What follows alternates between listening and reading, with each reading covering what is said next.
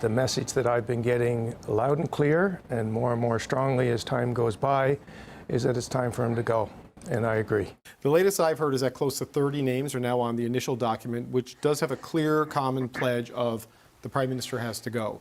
They are now in the process of finalizing a letter of some sort that will go to the Prime Minister either before caucus or at caucus, codifying their clear demands. What's missing is a clear ultimatum, like what will we do? Will we sit as independents? Will we vote non-confidence? None of that's there, but we might see some activity between now and Wednesday as well to try to propel momentum on this.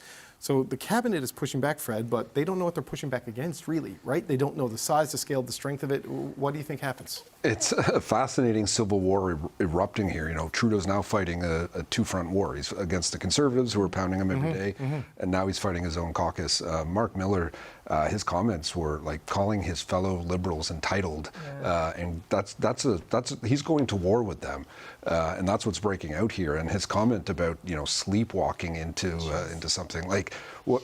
The Liberals feel like they've been sleepwalking for the last few years. So what are they like?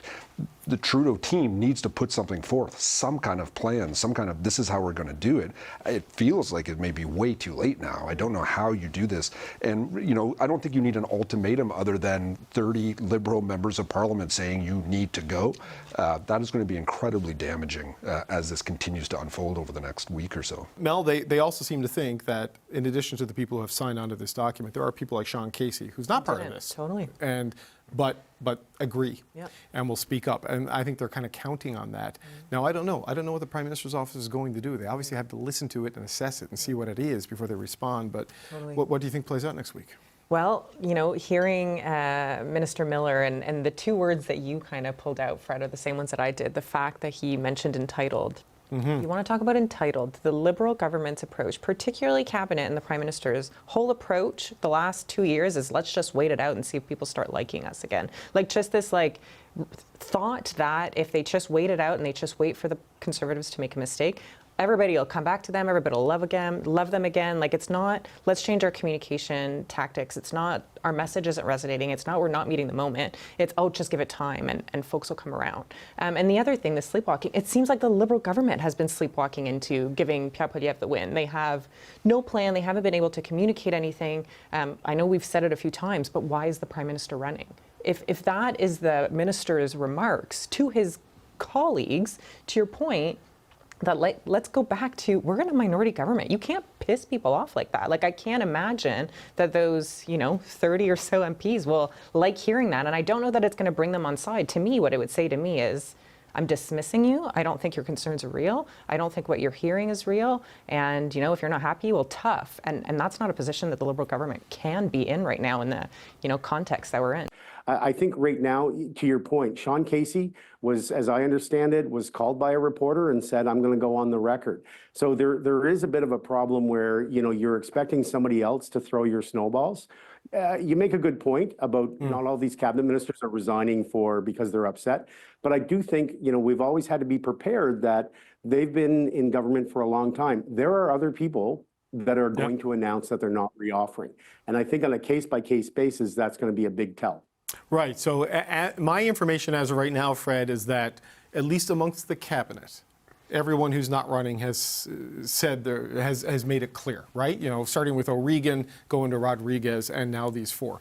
I stand to be corrected and surprised because that's true until it's not, right? But you need a happy backbench to fill those spots too. Yeah, and look, they said a year ago when they reshuffled the cabinet that this was going to be the cabinet that likely goes into the next election because there was a number of people leaving. So, we can say it's not related to this coup to remove the leader that they're leaving, but you can't deny the 20-point deficit in the polls is playing in people's minds right now. And to Greg's point about a number of Liberals who don't want to run again in the backbench. But look, this is breaking out into something much bigger than I think PMO is anticipating, or nothing they've dealt with before.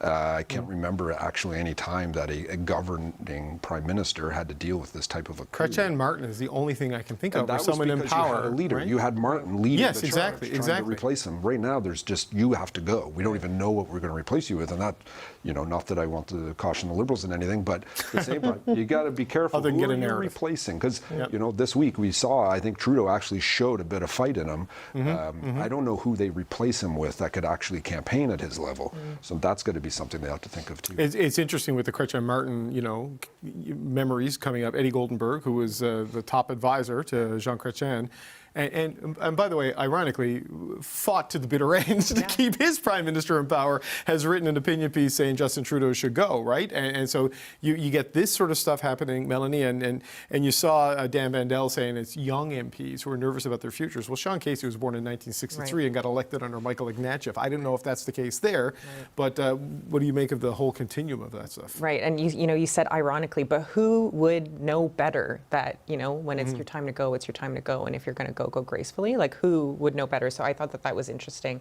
And the comments around, young MPs or not, every moment that we see here, and we saw this on Erskine Smith's MP podcast as well, but it's like the lack of any ownership and lack of, okay, yeah, this hasn't been great, here's what we're going to do to make it better. Even in this internal conversation of, we hear that you're frustrated, we hear that it's not fun on the doors, maybe it's not, this is my future, I'm not going to get reelected again. But a lot of people, when they join politics because they really believe in their party. And if they're seeing that their party could be, eviscerated in this next election, and they're thinking, how do we make sure that, and I know, we hear it about the NDP all the time, this is going to be the death of the NDP, and that's not going to happen. But if you're looking to, how can we make sure that the Liberal Party is still relevant in this next election, those are legitimate conversations to have. And it doesn't necessarily mean, it's somebody's,